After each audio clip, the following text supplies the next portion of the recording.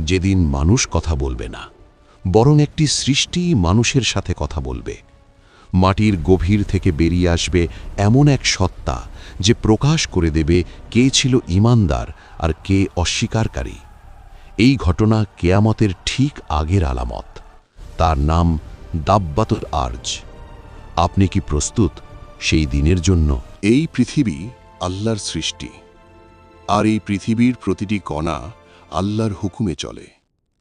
মানুষ ভাবে পাহাড়, মাটি, আকাশ, বাতাস সব নীরব, কিন্তু কুরআন বলে এই নীরবতাও একদিন ভেঙে যাবে, কারণ কিয়ামতের আগে এই পৃথিবী নিজেই সাক্ষ্য দেবে মানুষের বিরুদ্ধে। আল্লাহ তাআলা মানুষকে বহুবার সতর্ক করেছেন, নবীদের মাধ্যমে, কিতাবের মাধ্যমে, নিদর্শনের মাধ্যমে।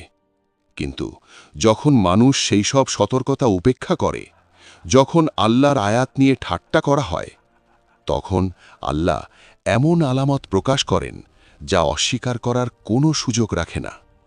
সেসব আলামতের মধ্যে একটি অত্যন্ত ভয়ঙ্কর ও ব্যতিক্রমী আলামত হল দাব্বাতুল আরজ। দাব্বাতুল আরজ শব্দের অর্থ ভূমি থেকে বের হওয়া এক জীব।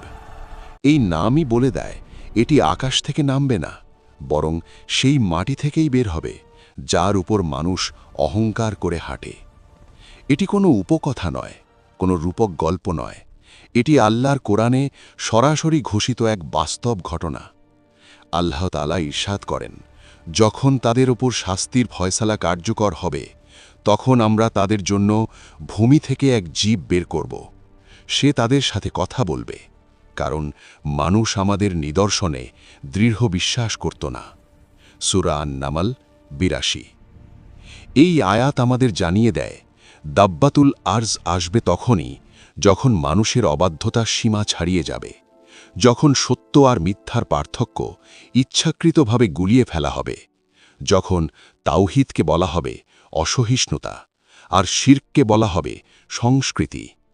মানুষ বলবে, ধর্ম তো ব্যক্তিগত ব্যাপার, এগুলো তো হাজার বছর আগের কথা। এই কথাগুলো যখন সাধারণ হয়ে যাবে, ঠিক তখনই আল্লাহর ফয়সালা নেমে আসবে। দাব্বাতুল আরজ হবে আল্লাহর পক্ষ থেকে এক জীবন্ত দলিল। এটি মানুষকে আঘাত করবে না প্রথমে, বরং কথা বলবে। আর এই কথা বলাই হবে সবচেয়ে ভয়ঙ্কর বিষয়, কারণ মানুষ আজও বলে, যদি আল্লাহ সত্য হন তাহলে কোনো প্রমাণ দেখাও। সেদিন প্রমাণ নিজেই সামনে দাঁড়াবে। দাব্বাতুল আরজ মানুষের সাথে এমন সময় কথা বলবে যখন আর বিশ্বাসের কোনো মূল্য থাকবে না, কারণ তখন বিশ্বাস হবে চোখে দেখা। এই সময় আল্লাহ মানুষের পরীক্ষা শেষ করে দেবেন। সারা পৃথিবী তখন আর বিভক্ত থাকবে না দেশে, ভাষায় বা বংশে। পৃথিবীতে তখন থাকবে মাত্র দুই পরিচয়: যে আল্লাহকে মেনে নিয়েছিল অদেখা অবস্থায়, সে মুমিন, আর যে আল্লাহর নিদর্শন অস্বীকার করেছিল, সে কাফির। দাব্বাতুল আরজের আবির্ভাব প্রমাণ করবে আল্লাহ যা বলেন তা অবশ্যই সত্য। দাব্বাতুল আরজের আগমন কোনো সাধারণ ঘটনা হবে না। এটি হবে এমন এক মুহূর্ত যখন মানুষের জীবনের সবচেয়ে বড় গোপন বিষয় সবার সামনে প্রকাশ হয়ে যাবে। নবী মুহাম্মদ সাল্লাল্লাহু আলাইহি ওয়াসাল্লাম আমাদের জানিয়েছেন, দাব্বাতুল আরজ মানুষের সাথে কথা বলবে। এই কথাটি শুধু বিস্ময়কর নয়, বরং ভয়ঙ্কর। কারণ মানুষ এতদিন আল্লাহর কিতাব শুনে শুনে বলেছে, আমরা তো কিছু দেখিনি, আমাদের সামনে তো কিছু স্পষ্ট নয়। কিন্তু সেদিন স্পষ্টতা নিজেই কথা বলবে। দাব্বাতুল আরজ মানুষের দিকে তাকিয়ে তার অবস্থান জানিয়ে দেবে।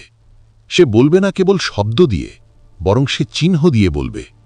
হাদিসে এসেছে, এই সৃষ্টি মানুষের চেহারায় স্থায়ী চিহ্ন এঁকে দেবে। এই চিহ্ন কোনো দাগ নয়, যা সময়ের সাথে মিলিয়ে যাবে। এটি হবে আল্লাহর পক্ষ থেকে এক চূড়ান্ত সিলমোহর। মুমিনের চেহারায় নূর ফুটে উঠবে। এই নূর তার আমলের ফল নয়, বরং তার ঈমানের সাক্ষ্য। আর কাফেরের চেহারা অন্ধকারে ঢেকে যাবে। এই অন্ধকার হবে তার অবিশ্বাস ও অহংকারের প্রতিফলন। এই দৃশ্য হবে প্রকাশ্য। কেউ বলবে না, আমি ভেতরে ভেতরে আল্লাহকে মানতাম, কারণ তখন ভেতর আর ভেতর থাকবে না। মানুষ একে অপরের দিকে তাকিয়েই বুঝে যাবে কে সত্যকে গ্রহণ করেছিল আর কে প্রত্যাখ্যান করেছিল। হাদিসে বর্ণিত হয়েছে, মানুষ তখন বাজারে যাবে, লেনদেন করবে, কিন্তু পরিচয় গোপন থাকবে না।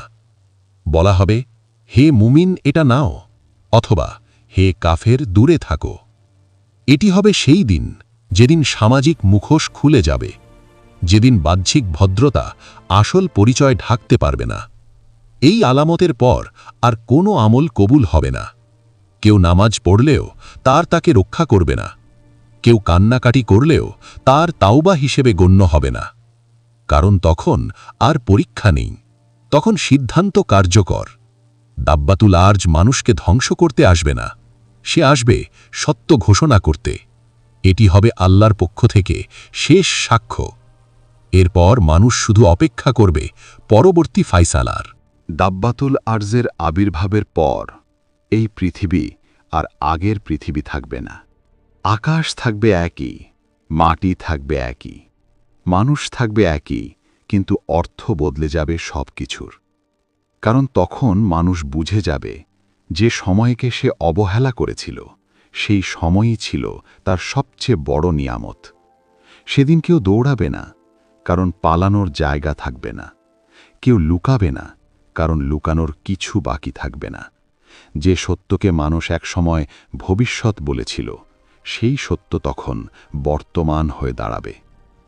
দাব্বাতুল আরজ চলে যাওয়ার পর পৃথিবীতে নেমে আসবে এক অদ্ভুত নীরবতা। এই নীরবতা শান্তির নয়, এটি হবে ফায়সালার আগের নীরবতা। মানুষ তখন কথা বলবে, কিন্তু সেই কথায় আর কোনো ওজন থাকবে না। উপদেশ দেওয়া হবে, কিন্তু সেই উপদেশ আর কাউকে বদলাবে না, কারণ বদলানোর দরজা তখন বন্ধ হয়ে যাবে।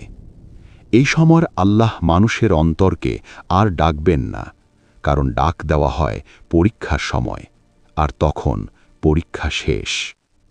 এরপর যা বাকি থাকবে তা শুধু ফলাফল। মানুষ তখন হিসেবের অপেক্ষায় থাকবে। কেউ অপেক্ষা করবে ভয়ে, কেউ অপেক্ষা করবে লজ্জায়, কেউ অপেক্ষা করবে হতাশায়, কিন্তু কেউই অপেক্ষা করবে না আশা নিয়ে।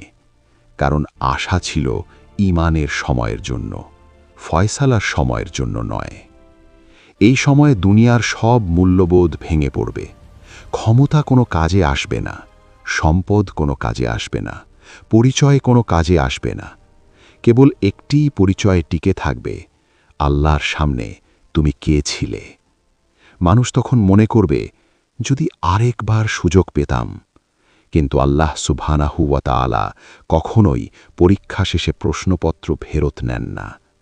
এই পর্যায়ে কিয়ামতের অন্যান্য বড় আলামত একে একে প্রকাশ পেতে শুরু করবে। সূর্য তার নিয়ম ভাঙবে, সময় তার ভারসাম্য হারাবে, পৃথিবী তার বোঝা উগড়ে দেবে। কিন্তু এই সব কিছুর বীজ বপন হয়ে যাবে দাব্বাতুল আরজের মাধ্যমে।